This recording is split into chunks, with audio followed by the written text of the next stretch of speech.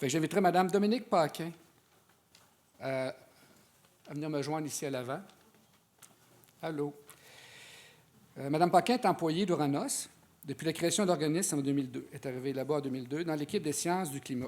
Elle est responsable du groupe Simulation et analyse climatique qui produit des ensembles de simulations climatiques régionales. Ses récents travaux ont notamment porté sur le lien entre les changements climatiques et les précipitations extrêmes, le verglas et les tempêtes de neige. Le titre de sa conférence, c'est « Mythes et réalités sur les changements climatiques, contextualisés à l'été 2023 ». Bon, je vous laisse la parole, madame. Merci beaucoup d'être venue. Ça fait plaisir. Okay, donc, vous m'entendez bien, je perçois. OK, parfait. Donc, bonjour tout le monde. Ça me fait vraiment plaisir d'être ici ce matin. Ça fait de nombreuses années que je travaille en collaboration avec ma collègue Anne Blondelot, avec Sarah Delisle, qui est dans le fond de la salle ici. Et c'est ça. Donc, je suis très, très, très contente d'avoir été invitée à présenter aujourd'hui. Pour vous parler, en fait, donc, de l'été 2023, avant que vous me réinvitiez l'été prochain pour parler de l'hiver 2023-2024. On va donc commencer par l'été dernier. C'est ça. Et en fait, la photo qui est à droite, elle n'est pas innocente, elle est prise l'été dernier, en fait, à la Saint-Jean, donc vraiment au tout début de l'été. Puis si vous vous rappelez, il y avait les feux. Et donc, c'était une belle journée ensoleillée où on ne voyait absolument rien. J'étais en kayak camping parce qu'il y avait tellement de particules dans l'air. Donc, c'est ça. Donc, il faut se rappeler que l'été dernier, avant d'avoir été peut-être pluvieux, plus que l'accoutumée, a commencé par étant très, très, très, très sec. Okay. Donc, j'ai été fouiller rapidement de quoi on se rappelle par rapport à l'été dernier, qu'est-ce que les médias ont dit par rapport à l'été 2023. Et donc, j'ai trouvé vraiment très, très, très rapidement un été à oublier, l'été des Québécois, une météo de tous les extrêmes a gâché les vacances et l'été 2023 a marqué du saut des extrêmes au Québec et dans le monde, donc vraiment un été catastrophique. Puis, ce que je vais essayer de faire au cours des prochaines minutes, c'est de vous donner le portrait. En fait, en quoi l'été 2023 a-t-il été exceptionnel ou non? Okay? Ceci dit, moi, j'ai passé de très belles vacances pareil, là, mais bon, hein, des fois, c'est ça. OK. Donc, il y a beaucoup de graphiques, de figures de cartes dans ma présentation. Je suis une scientifique, donc c'est ça. Si jamais il y a des choses qui ne sont pas claires, vraiment, n'hésitez pas même à m'interrompre pour juste une petite question qui peut aider à la compréhension. Là, je suis vraiment là pour ça. Pas nécessairement attendre à la toute fin de la présentation pour poser des questions, puis qu'à ce moment-là, vous n'aurez rien compris. Donc, ça, c'est un bilan que dresse Environnement Canada à la fin de chaque saison. Okay? Et ce qui est présenté donc à gauche, ce sont les anomalies de température pour l'été 2023 et à droite, bien, les anomalies de précipitation pour l'été 2023. Quand on dit anomalie, ce qu'on fait, c'est qu'on regarde une moyenne des températures ou des précipitations sur 30 ans et on regarde l'écart par rapport à cette moyenne-là. Okay? Puis à ce moment-là, ça nous permet de situer, est-ce que la saison en question, elle était plus chaude, plus froide, plus humide ou plus sèche par rapport aux moyennes climatiques, aux normales climatiques, qui sont une période de 30 ans. Et la période de 30 ans, c'est donc de 1990 à 2020. Okay? Puis, bon, j'ai grossi les échelles là, pour que vous voyez un petit peu. Donc, si on regarde les températures, non, j'ai un point. Bien, là, excusez, il faut que je choisisse un des deux côtés. Là, je m'excuse, mais je suis droitière, fait que ça va être plus de ce bord-là. C'est ça. Donc, quand c'est blanc, en fait, c'est que c'est tout à fait dans les normales. Okay? Donc, si on regarde les températures, ce qu'on s'aperçoit, c'est que l'été, en fait, au sud du Québec, a été très normal, alors que le nord du Québec est un peu plus chaud. Et je peux vous dire que c'est quand même de plus en plus rare qu'on ait des étés qui sont tout à fait normaux. Okay? Mais ça, c'en était un, point de vue des températures. Donc, il n'a pas fait plus chaud. Je pense que si on s'en rappelle, il n'y a pas vraiment eu de vague de chaleur ou tout ça. Donc, ça, c'est l'été. Point de vue des températures. Si on regarde au point de vue des précipitations pour l'été, donc juin, juillet, août, vraiment les 3 mois ramassés ensemble, ce qu'on voit encore, c'est qu'il y a un très gros contraste entre le nord du Québec qui était très, très sec et le sud du Québec qui était très humide. Okay? Et là, juste attirer votre attention sur la Nouvelle-Écosse et le sud du Nouveau-Brunswick. Si c'est là que vous alliez passer vos vacances, ça a probablement été catastrophique, surtout si vous étiez en camping, parce qu'il y a eu presque 300 donc 3 fois plus de précipitations qu'un été normal. Okay? Donc, si on regarde, ça ne paraît pas beaucoup mes affaires, là, mais OK, les chiffres qui sont écrits, c'est que dans le nord du Québec, il y a des endroits, plus, non, pas tout à fait nord, centre-nord, là, on peut dire Abitibi et sud du Nunavik, il y a seulement un 15 des quantités normales de précipitations. Ça, c'est vraiment très, très, très, très peu. Ça veut dire que si la normale, c'est 100 il y a seulement 15 Fait que c'est vraiment, c'est un été de sécheresse. Alors que si on va au sud du Québec, il y a des endroits où il y a 170 donc presque 2 fois plus de précipitations que la normale. OK? Donc, dépendant où on se situe au Québec, on n'a pas du tout la même image de l'été 2023. OK? Mais c'est sûr que d'un point de vue agricole, où c'est plus dans le sud du Québec, la perception qu'on a pu avoir, il n'y a plus en tabarouette, là, c'est là, on le voit. OK? Mais ça, c'est l'été, ce sont les 3 mois. OK? Donc, si on sépare juin, juillet et août, OK, vraiment aller un petit peu plus en détail, là, à ce moment-là, ce qu'on s'aperçoit, c'est que le portrait d'un mois à l'autre peut être assez différent. OK? Si on regarde en juin, là, vraiment, il y a des régions, l'Abitibi, le Nunavik, qui ont connu vraiment des conditions de sécheresse, OK? Parce qu'il y a très, très, très peu de pluie. OK? Au cours de la dernière semaine du mois, là, à ce moment-là, il y a eu quelques épisodes de précipitations assez intenses qui ont fait en sorte qu'il y ait des endroits au sud du Québec qui ont une précipitation assez normale. Juin, c'est ça. Et on se rappelle encore une fois les feux qui ont eu lieu en juin et on voit qu'ils ont été en partie causés par le manque de précipitation. Il y a d'autres facteurs également, mais le manque de précipitation qu'il y a eu dans l'Est du Québec. Quand on va en juillet, à ce moment-là, au nord du Québec, ça s'est rétabli un petit peu. Il y a plein d'endroits qui ont des précipitations plus normales. Mais au sud du Québec, il y a vraiment des régions qui ont enregistré d'importantes quantités de pluie, jusqu'à 2, même des fois presque 3 fois par rapport aux quantités normales. Donc, vraiment beaucoup de pluie en juillet. Et quand on va au mois d'août, là, si on regarde les régions de l'Est, vous voyez peut-être la pointe de la Gaspésie, l'île d'Anticosti. Ils ont eu énormément de précipitations, jusqu'au double des précipitations par rapport à la normale, ce qui est vraiment beaucoup. C'est ça. Donc, c'est vraiment, il y a des endroits qu'on peut même caractériser comme extrêmement au-dessus de la normale. Là. C'est un drôle de vocabulaire. Puis ça veut dire que vraiment, c'est des choses exceptionnelles. OK? Là, on peut se demander, OK, est-ce que ça, c'est ce qu'on s'attend pour le futur? Là, ce que je vous montre, ce sont des cartes qu'on produit de façon standard à Oranos. Et là, vraiment, vous voyez, il n'y a plus de détails. À gauche, ce qu'on voit, en fait, c'est la climatologie de la précipitation, donc sur 30 ans, de 1991 à 2020, c'est les quantités de précipitation totale liquide et solide. Mais au sud du Québec, on s'entend que c'est uniquement liquide. OK? Oups, excusez. Ici, comme ça. Okay, c'est bon. J'ai compris comment ça fonctionne. Okay, donc, on voit les quantités de précipitation. Ici, il y a des endroits où il pleut un petit peu plus. Okay? Et ce qu'on voit à droite, c'est le changement de précipitation. Donc, ce qui pourrait, en fait, si on regarde l'échelle en bas, quand c'est en brun, c'est des diminutions de précipitation. Quand c'est en vert, genre de vert, c'est des augmentations. Donc, si on regarde à la fin du siècle, là, c'est une moyenne sur 30 ans, de 2071 à 2100, okay, pour des émissions de gaz à effet de serre, moyennes, qui sont assez probables. Okay? Donc, c'est un scénario que je montre, ce n'est pas un scénario extrême. Ce n'est pas un scénario dans lequel il y a plein d'émissions de gaz à effet de serre. Ce n'est pas un scénario d'émissions dans lequel tout est beau et on a arrêté d'émettre des émissions de gaz à effet de serre. C'est quelque chose d'assez moyen. Mais relativement optimiste dans le sens qu'il y a des actions qui sont prises. Il y a une réduction des émissions de gaz à effet de serre. Donc, quelque chose d'assez probable. Mais ce qu'on voit, c'est qu'en gros, au Québec, en été, il va y avoir des augmentations de précipitations. Mais là, c'est un portrait très, très général. OK? Et donc, ce n'est pas nécessairement approprié pour des gens qui veulent savoir plus dans leur région qu'est-ce qui se passe.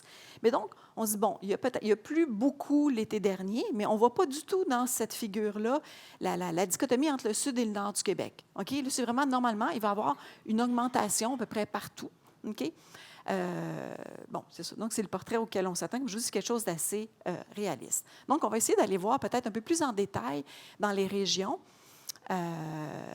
Comment on peut situer vraiment l'été dernier et est-ce que c'est un portrait auquel on s'attend autre que cette grande climatologie-là. Mais avant ça, je veux vous parler de variabilité naturelle. Bon, ça, c'est quelque chose dont on entend parler régulièrement et je veux juste essayer de clarifier ce concept-là.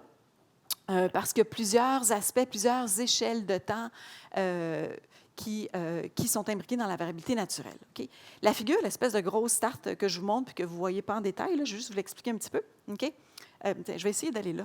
Okay? Ce serait peut-être plus gentil. On va commencer par la partie rose, okay?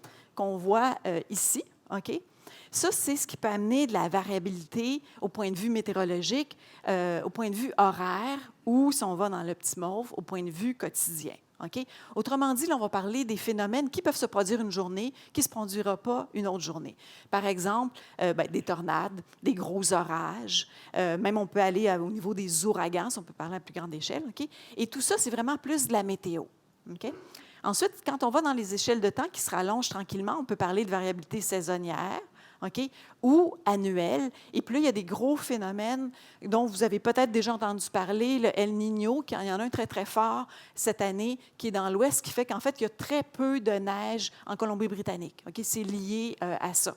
Donc, ça, c'est des choses qui vont faire qu'il va y avoir une année où il va se passer quelque chose et l'autre année, ça ne se produira pas, ça va être différent. C'est un peu comme c'est ça. Donc, vraiment des modes, c'est ça, des modes positifs ou négatifs qui vont faire en sorte que tout le système climatique va pencher d'un bord, donc beaucoup de neige, ou pencher de l'autre bord, très peu de neige, ou chaud ou froid. Okay? Et à ce moment-là, quand on rentre dans les modes de variabilité qui sont plus annuels, ou on peut aller décennal, ou même au point de vue de siècle, là, on rentre vraiment dans le climat. Okay? Ce qu'il faut comprendre, c'est que tous ces modes de variabilité-là existent maintenant, existaient dans le passé, vont continuer à exister dans le futur. Okay? Et ces modes-là peuvent faire en sorte qu'il peut y avoir, par exemple, dans les modes de variabilité sur quelques décennies, qu'il peut y avoir une décennie un peu plus chaude, une décennie un peu plus froide. Et ce qu'on sait maintenant, c'est que le signal du changement climatique, même actuellement, est plus fort que ces modes de variabilité-là. Okay? Autrement dit, on a quelques années où il fait un peu plus chaud, ce n'est pas parce que le climat, le système climatique est penché du bord, je suis un peu plus chaud pour 10 ans, c'est vraiment parce que le signal de changement climatique est tellement fort qu'il est plus puissant que tous ces modes de variabilité-là. Okay? Les deux échelles temporelles où il y a le plus de variabilité, c'est vraiment au point de vue quotidien. Donc, il y a énormément de variabilité entre une journée et une autre. C'est énorme. Et l'autre mode, c'est entre une année et une autre. Ce sont les deux périodes que vous pouvez comparer dans lesquelles il y a le plus de changements. Okay? Autrement dit, si on compare 2 décennies ou 2 saisons, ça va plus se ressembler que 2 journées ou 2 années. Okay? C'est sûr que quand on pense planification, point de vue quotidien, puis tout ça, c'est vraiment point de vue météorologique, c'est la variabilité qui est plus liée à l'horaire ou quotidienne. Mais quand on va ensuite à planification saisonnière ou vraiment stratégique pour des investissements majeurs, on s'en va plus à ce moment-là au point de vue des modes de variabilité, point de vue climat et changement climatique. Ça fait plusieurs années, comme je vous disais, qu'on travaille avec Sarah et Sylvestre et Anne, et tout ça. Et il y a beaucoup de questions par rapport à la variabilité. Okay?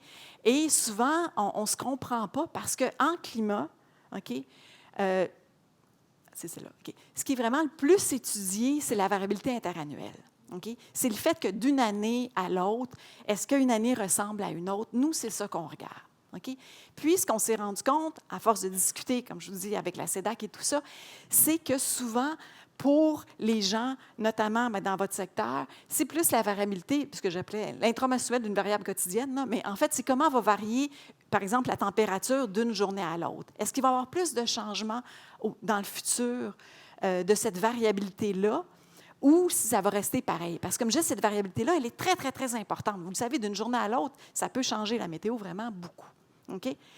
Puis là, malheureusement, en fait, même si ce sont deux questions très pertinentes, je ne peux pas répondre pour l'instant à la question la variabilité intramensuelle d'une variable quotidienne, OK? Parce qu'on n'a pas les réponses. OK? Même si je sais que c'est ce qui intéresse plein de gens, je ne peux pas vous dire si, dans le futur, il va y avoir plus de changements d'une journée à l'autre. On ne l'a pas étudié. OK?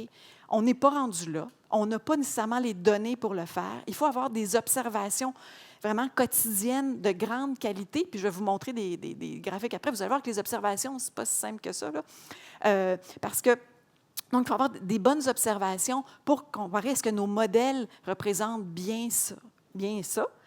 dans le climat actuel pour, après ça, être capable de dire est-ce que les modèles sont bons pour le futur. Mais là, on n'a pas ces données-là, on ne l'a pas fait. OK? Fait que, je veux dire, on sait que c'est important, on va y arriver, mais malheureusement, pour l'instant, je ne peux pas vous donner de réponse par rapport à la variabilité intramensuelle d'une variable quotidienne. Okay? Par contre, on va parler de variabilité interannuelle. Donc, si je mentionne le mot variabilité d'ici la fin de la présentation, c'est vraiment variabilité interannuelle. Donc, est-ce qu'une année ressemble à une autre année? Comment, cette année-là, comment en fait l'été 2023 se situe par rapport à tous les autres étés qui ont eu lieu dans le passé ou même qui vont avoir lieu dans le futur? Est-ce que c'est un été typique? Est-ce que c'est un été comme il va arriver dans le futur ou c'est juste une expression de la variabilité interannuelle parce que cette variabilité-là, elle est importante? Okay. Bon, j'ai vu une coupe de hochement de la tête, fait que je pense que ça a l'air correct. Là. C'est bon. OK. Donc, je vais vous montrer des graphiques qui vont ressembler à ça, mais un peu plus complexes. Je vais les expliquer tranquillement. Okay? J'ai choisi quelques régions, en fait, des stations météorologiques. Okay? Donc, il y a plein d'endroits que j'aurais pu vous montrer que je ne montre pas, simplement parce qu'il n'y a pas de bonnes données météorologiques, donc on ne peut même pas faire les graphiques. Okay? Mais sinon, j'ai choisi quelques régions au Québec pour vous donner un aperçu de l'été 2023. Mais quand je dis au Québec, c'est vraiment au sud du Québec. Là. Je laisse tomber le nord. Là. On se concentre sur vraiment le sud du Québec. Le premier endroit que j'ai choisi, c'est donc la ville de l'Assomption. Okay? Et ce que je voulais vous montrer, donc, si on regarde ici, c'est ça. Donc, les anomalies de précipitation, donc les différences des précipitations pour le fait, MAM, c'est le printemps. J'ai mis juin, juillet, août. Ah, bon, ça, je me suis trompée dans ma figure. Bien, c'est pas très grave. Donc, c'est mars, avril, mai et non pas juin, juillet, août. Je suis désolée. OK? C'est ça. Ça m'a perturbée. Okay. Donc, c'est l'anomalie de précipitation. Donc, on a fait la moyenne sur 30 ans et on regarde les précipitations donc du printemps. Comme je dis, c'est une erreur, je voulais mettre l'été. Du printemps par rapport à ça. Donc, le point ici, ce sont des données observées. Vraiment, il y a une station météorologique. C'est la quantité de précipitation pour le printemps dans la station météorologique de l'Assomption. Okay? On voit que les données partent quelque part dans les années 50, okay, qu'il y a des années où vraiment il y a beaucoup de précipitations, il y a des années où il y en a beaucoup moins, et on voit que la variabilité interannuelle, elle est très élevée. Okay? La quantité de précipitations qui tombe en été, mettons, c'est à peu près au printemps, pardon, c'est à peu près 300 mm, et il y a des années où il y a comme 200 mm de plus, puis il y a des années où il y a presque 150 mm de moins. Donc, ça change beaucoup d'une année à l'autre. Okay? Et ce qu'on voit aussi, c'est que, en fait, vous voyez, il y a des trous. Hein? C'est ça.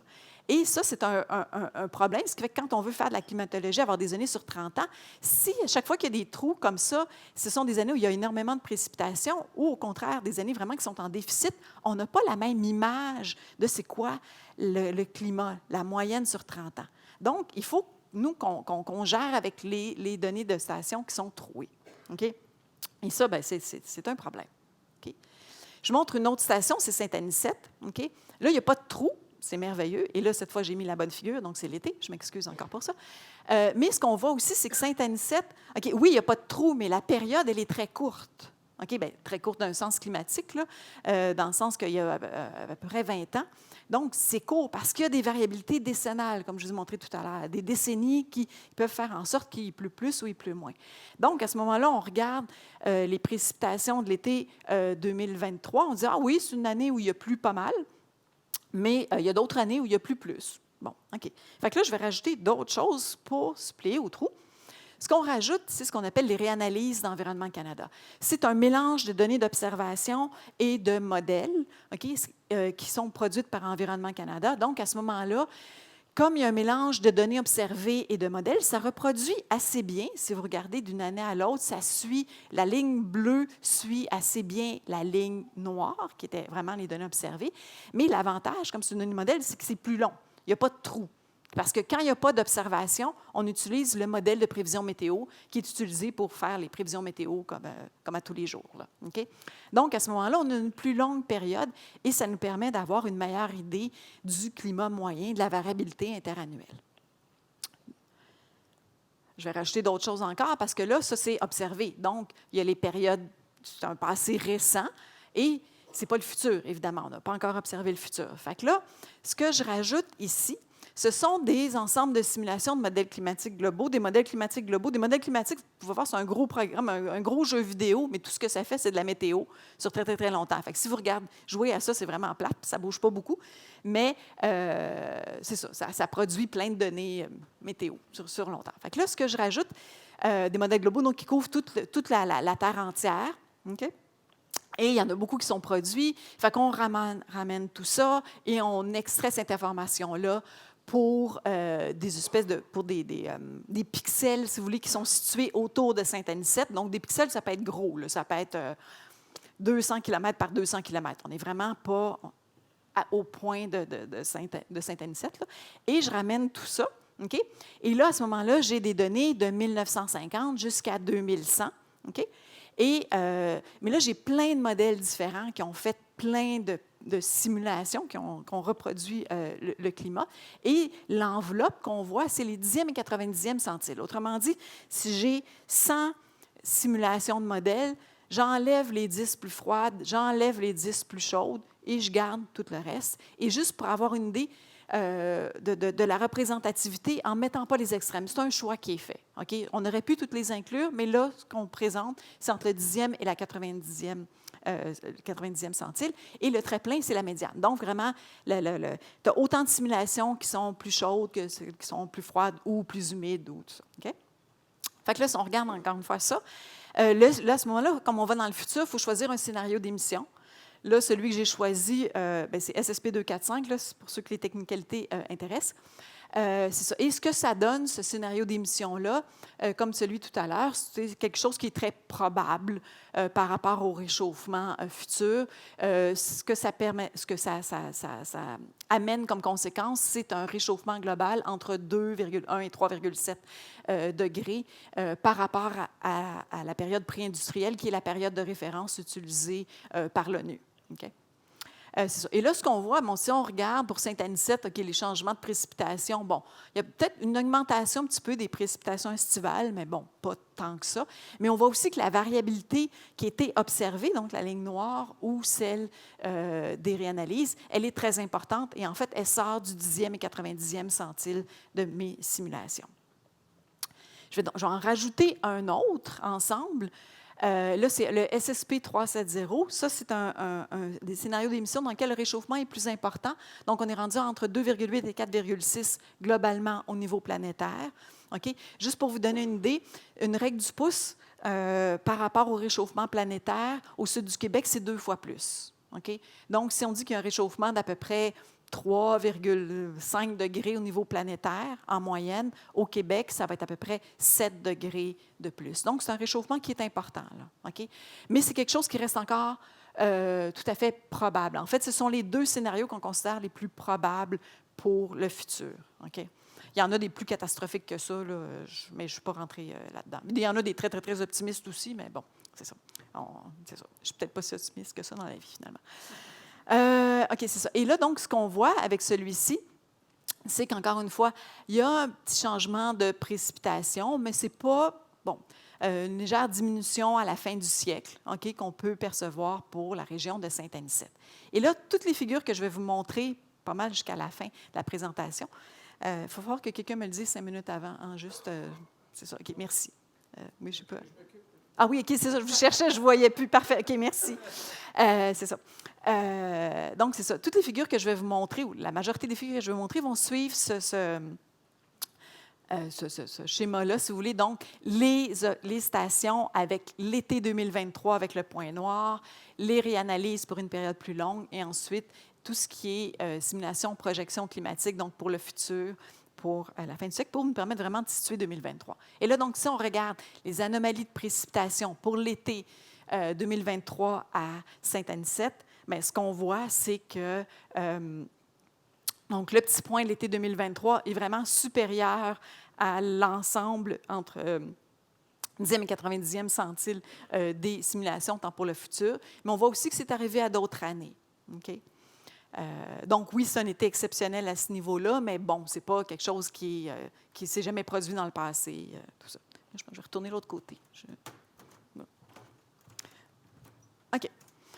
Donc, j'ai choisi des stations, comme je vous dis, en fait, bon, c'est peut-être pas les stations les plus agricoles, là, mais il fallait vraiment que j'ai choisi des endroits où on avait des bonnes données, parce que je voulais pas vous montrer des affaires où on n'avait pas de données. OK? C'est ça. Fait que, bon, donc, le prochain choix, c'est Cap-Tourmente. C'est ça. Cap-Tourmente, donc, qui est situé à la limite de la côte de Beaupré, juste avant Charlevoix. Et donc, pour dresser le portrait plus général, je vais commencer par montrer les températures. OK? À gauche, c'est le printemps, en espérant que je ne me sois pas trompée cette fois-là. OK, donc, à gauche, c'est le printemps et à droite, c'est l'été 2023. Et c'est la même chose. Donc, le petit point noir, OK, c'est vraiment ce qui était observé. OK? Et ce qu'on voit, c'est ensuite la variabilité qui est reproduite soit par les stations ou par les réanalyses, vraiment les traits ici, et ensuite l'ensemble des simulations climatiques pour le passé récent, et ça en va jusqu'en 2100. Donc, ce qu'on voit pour les températures, évidemment, c'est qu'il va y avoir une augmentation des températures, OK, clairement. Mais ce qu'on voit aussi, c'est que l'été, tant le printemps que l'été 2023, en fait, en fait, le printemps est vraiment à peu près directement sur la ligne là, de la médiane de toutes les projections des simulations utilisées, que l'été est un peu plus, reste entre le 10e et 90e centile, mais peut-être un peu plus frais. Donc, on s'attend à ce qu'il y ait des augmentations de température plus substantielles dans le futur que ce qu'on a pu voir l'été passé. Comme on l'a vu tout à l'heure, je vous ai montré la carte. C'est un été tout à fait normal par rapport aux 30 dernières années et les étés tout à fait normaux par rapport aux températures. C'est ça, c'est quelque chose. La normale est appelée à changer beaucoup par rapport aux températures. On le voit sur les graphiques ici.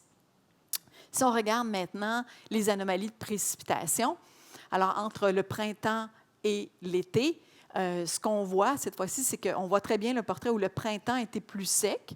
Mais encore une fois, ça s'est produit d'autres fois. C'est un petit peu en dessous du 10e centile, mais c'est quand même assez près. Et on voit par contre que l'été a été très, très humide. Si on regarde par les réanalyses, oui, c'est arrivé dans le passé, mais on s'entend que c'est quelque chose qui est rare. OK? Quand un événement de ce type-là se produit une fois sur 40 ans, c'est un été humide. OK? Autrement dit, je ne sais pas si ça a gâché les vacances, mais le sentiment qu'on garde par rapport à l'été dernier, où vraiment il n'y a plus, bien, on le voit ici, clairement, il n'y a plus. OK? Si on regarde par rapport au futur, est-ce qu'on s'attend à ce qu'il pleuve plus? Oui, j'y arrive. Dans le futur, ce qu'on voit ici, c'est bon. Honnêtement, il y a un changement, là, mais il y a énormément de variabilité dans la précipitation estivale. Bon, fait que c'est pas quelque chose qui est... c'est pas un gros changement quand on compare aux températures. Vraiment, le signal était très, très, très, très clair. Okay? Donc, Cap-Tourmente, Lennoxville. Bon. Donc, vous voyez où il y a des bonnes stations et où il y a des mauvaises stations. Donc, point de vue des températures, c'est encore une fois, c'est un peu le même portrait. OK? Printemps tout à fait normal par rapport aux simulations, projections de changement climatique, été un petit peu plus frais que la médiane, mais encore une fois, ça reste vraiment... c'est un été moyen, en fait, tout à fait. Okay? Et quand on regarde par rapport aux précipitations, là, cette fois-ci, printemps, peut-être un peu moins sec que d'autres, mais quand même dans la période la plus sèche. Mais quand on va au niveau des précipitations, il n'y a plus beaucoup à Lennoxville. Beaucoup, beaucoup. Okay? Et ça ressort vraiment dans cette figure-ci où c'est clairement en dehors des 10e et 90e centiles, c'est clairement en dehors de l'enveloppe des simulations, mais c'est aussi vraiment la valeur la plus élevée qu'il y a eu. Et on voit qu'il y a une bonne... si vous regardez la ligne noire, okay, elle remonte jusqu'à 1950. Donc, il y a beaucoup d'observations à Lennoxville. Donc, c'est une bonne station, là, mais vraiment, il n'y a plus énormément. Okay. Je vais revenir à l'Assomption parce que tout à l'heure, pardon, c'était pour donner un exemple comme quoi les données n'étaient pas très bonnes, là, mais bon, c'est ça. Mais je voulais quand même montrer le portrait. Excusez. C'est ça. Donc, excusez, j'y arrive. Précipitation. OK. Donc, les anomalies de température. Donc, encore une fois, il ne s'est rien passé au niveau des températures. En gros, c'est ça. Et on le voit, c'est le portrait général pour toutes les stations qu'on regarde. OK? Et au niveau des précipitations, là, on voit que le printemps a été moins sec que dans d'autres régions. Donc, la ville de l'Assomption, ben, c'est ça, la région de l'Assomption, ça n'a pas été un printemps particulièrement sec. Et aussi, donc, c'est un été humide aussi, mais moins que d'autres. Ça n'a rien à voir avec Lennoxville. On voit qu'il y a d'autres années qui ont précédé où il y a eu aussi beaucoup de précipitations et ça reste vraiment dans l'enveloppe des simulations. OK, c'est ça. J'ai aussi été chercher 2 autres indicateurs pour lesquels c'est plus difficile d'avoir des données, mais en tout cas, je voulais quand même vous montrer un petit peu parce que c'est des choses qu'on est en train de développer suite beaucoup aux discussions qu'on a eues avec la CEDAC et aux besoins qu'on a, pas seulement par rapport au domaine agricole, mais dans d'autres domaines, de vraiment quantifier les saisons par rapport au changement climatique attendu. Okay? Ce qui fait qu'il y a d'autres choses qu'on est allé chercher. Et à gauche, ce que je vous montre, donc c'est pour l'Assomption, c'est une anomalie de température pour les jours plus chauds que 30 degrés Celsius. Okay? Les vagues de chaleur, en gros. Là, c'est pas une vague de chaleur, c'est un jour plus chaud que 30 degrés Celsius, mais bon, qu'on pourrait quand même associer aux vagues de chaleur. Et ce qu'on voit, c'est qu'il y a une augmentation prévu des vagues de chaleur, surtout évidemment avec un scénario climatique où il y a des émissions de gaz à effet de serre qui sont plus importantes, donc le SSP 370, okay, qu'on voit ici en trait plus foncé pour les jours plus chauds.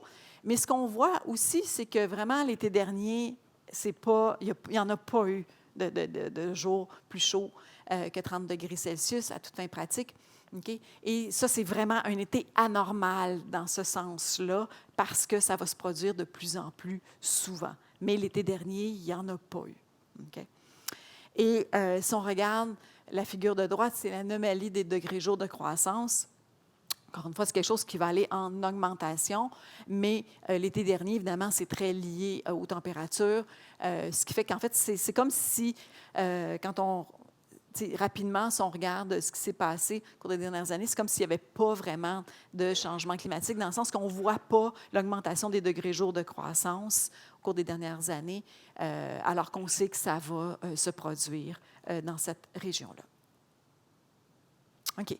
Donc, mes conclusions pour l'été 2023, OK?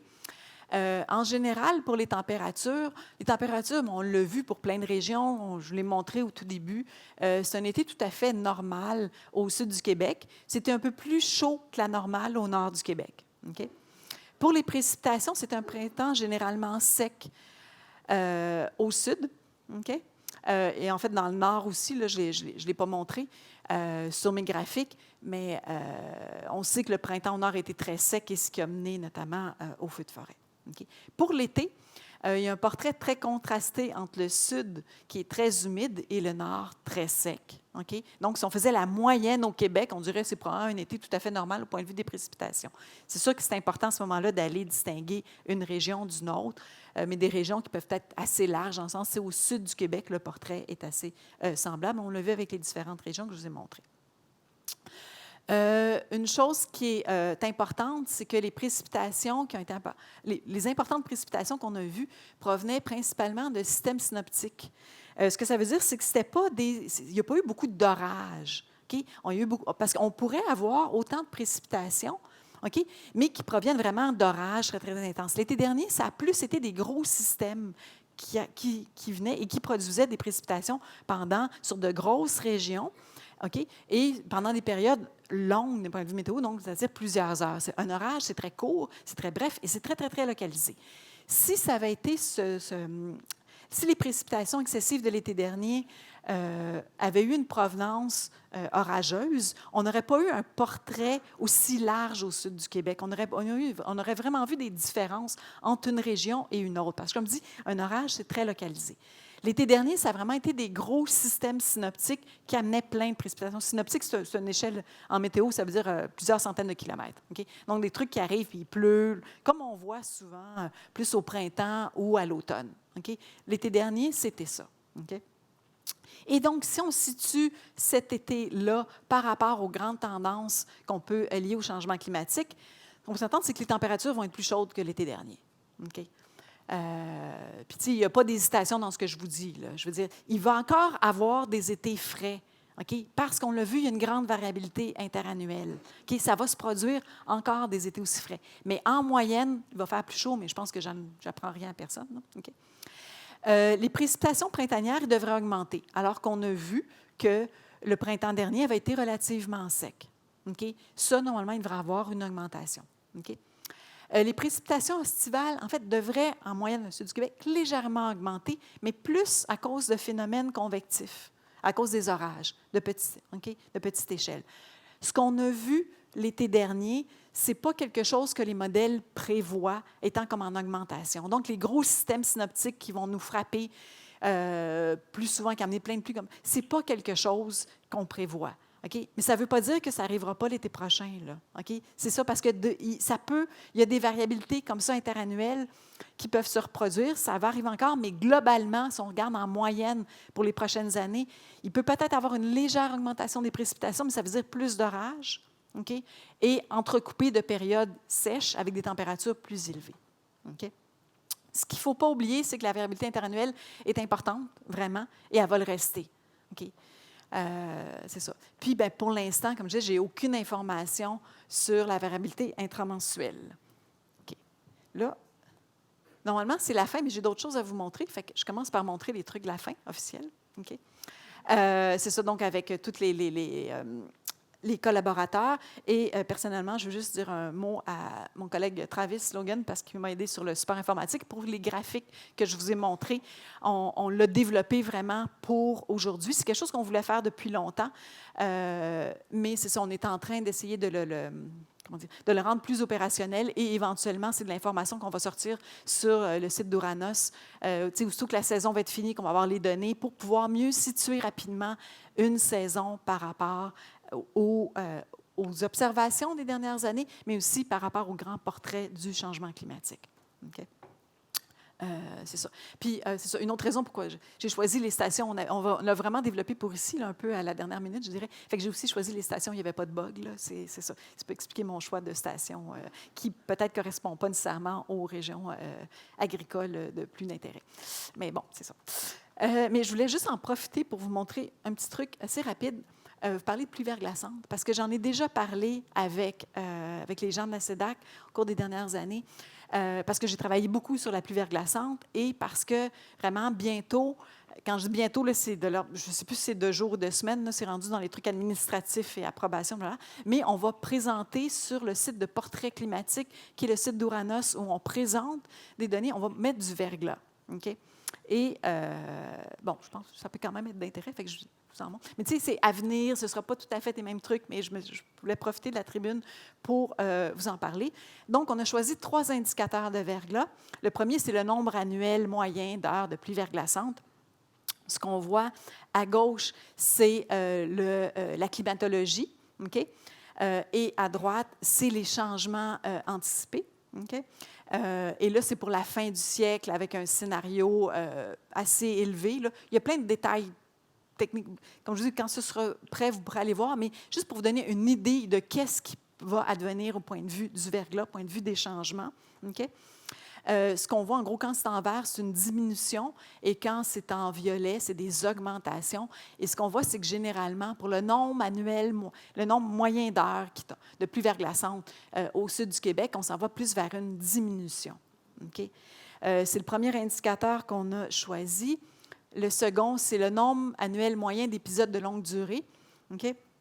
Un épisode de longue durée, ça peut être assez étonnant parce qu'en fait, si on regarde la carte d'Amérique du Nord, la vallée du Saint-Laurent, du Richelieu sont parmi les endroits en Amérique du Nord où il y a le plus de verglas. Mais si on regarde le nombre annuel, l'endroit où il y a le plus d'épisodes de longue durée, c'est genre autour du Texas. Okay? Ils ne reçoivent pas souvent de verglas, mais quand ils en ont, ça dure longtemps. Ce qui fait, alors que nous, les épisodes de 6 heures, c'est pas si fréquent que ça. C'est même assez rare. Okay? Mais ceci dit, quand on regarde le portrait général pour le Québec, okay, ça ressemble un petit peu à l'autre. C'est en général une diminution des épisodes de longue durée, donc de 6 heures et plus. Épisodes qui amènent souvent le plus, qui font le plus de dommages. Parce que, en général, la pluie verglaçante, plus c'est long, plus ça fait de dégâts, parce que plus il y a de quantité de glace accumulée sur les arbres, notamment. Ou sur les poteaux d'hydro, mais ça, c'est autre chose. Et le dernier indicateur, c'est vraiment les épisodes extrêmes, donc les épisodes avec au moins 10 mm de pluie verglaçante. C'est quelque chose qui est très rare. Okay?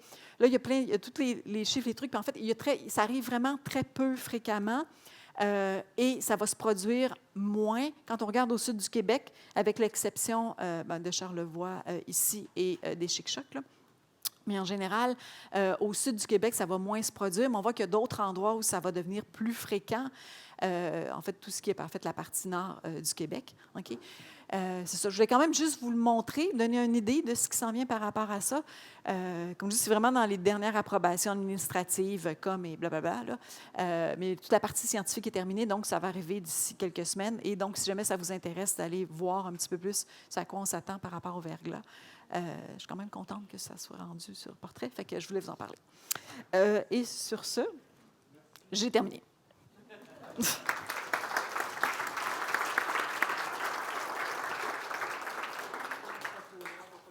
Ah, OK. OK.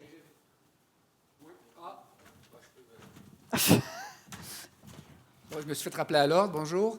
J'inviterai les gens à poser des questions. C'est quand même assez intense, la présentation. Il y a beaucoup de chiffres et je vais à suivre Il fallait être attentif. C'est excellent, vraiment. Fait que j'invite les gens à poser des questions. Il y a des micros. Peut-être vous nommer puis dire un peu si vous êtes producteur ou peu importe. Fait que oui. Oui, bonjour. Christian Grenier, producteur en Montérégie. On parle de pluie, on parle de température. Au niveau de durée de la saison de culture, est-ce que ça a été regardé à savoir, comme là cette année, là, le dégel, pas mal demain, quasiment que ça va commencer, ça ne gèlera plus. Puis on est en février. Fait, est-ce que c'est une tendance lourde que le 2, 3, 4 degrés qu'on va pogner sur base annuelle, si nous on pogne 7 degrés au Québec, 8 degrés, ça va faire qu'on va être rendu comme en France, puis qu'il y aura quasiment plus de gel pendant l'hiver? Oui, non, je n'irai pas jusque-là, mais c'est clair que c'est une tendance. Okay? Oui, le cycle de gel-dégel était regardé. C'est assez complexe. Là, ça a l'air peut-être simple, là, mais encore une fois, un des problèmes qu'on a, c'est avec les données d'observation. C'est toujours, il faut être capable de regarder, d'évaluer, est-ce que le modèle le fait bien dans le climat récent, puis tout ça. Mais en gros, oui, c'est une tendance. Avec l'augmentation des températures, ça va un peu avec la longueur de la saison de croissance. C'est sûr que le pendant de ça, c'est que il fait plus chaud plus rapidement. Est-ce que vraiment il va y avoir plus de gel-dégel ou si c'est concentré simplement plus en hiver, si on peut dire, là? Donc, en fait, c'est un raccourcissement de l'hiver Donc on va avoir encore du sirop d'érable dans le sud du Québec, mais on va pouvoir faire plus de culture plus longtemps. Fait que on a le meilleur des deux mondes, finalement. Bien, c'est ça. Là, je voudrais peut-être... il peut y avoir des bémols, là, parce qu'avec les températures, il y a d'autres choses qui se produisent aussi, vous le savez. Là, bon, je ne vais pas rentrer dans... Ça n'a pas été une super saison l'année passée, on s'entend. Oui, puis je veux dire, mon patron, il a une érablière, puis il a entaillé en fin de semaine. Là, c'est ça. Bien, bon, c'est ça. Gilles Bergeron, producteur de porc. Bonjour. Est-ce que la tendance actuelle, générale, c'est pas vers une période glaciaire? Non. Non?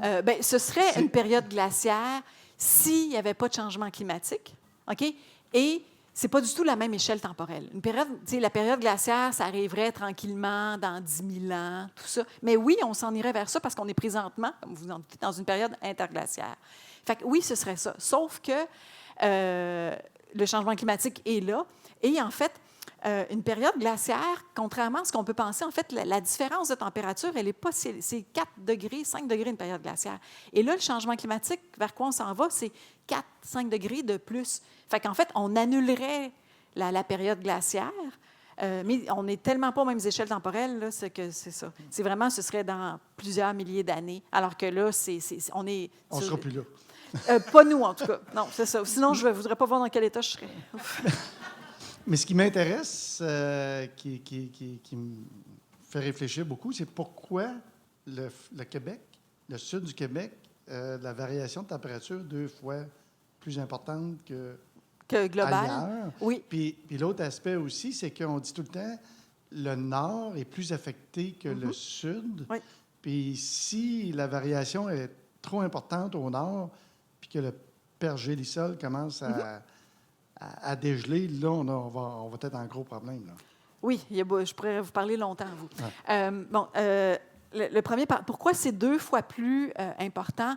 Je dis au Québec, mais en gros, c'est toutes nos latitudes. C'est pas juste le Québec. Je parle de l'Ontario, je parle du nord de la France. C'est la même chose, OK? C'est que globalement, le réchauffement, quand on dit le réchauffement moyen sur la Terre, c'est 4 degrés. C'est la même chose sur les continents, sur l'océan, puis tout ça. Ce qui fait que quand on fait cette partition-là, on va se retrouver avec un réchauffement moins important sur les continents, mais plus important sur les terres.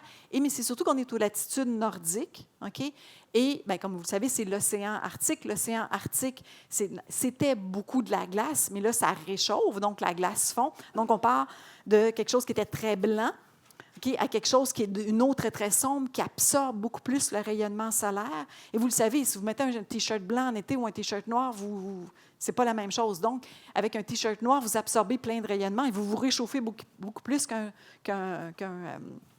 T-shirt blanc.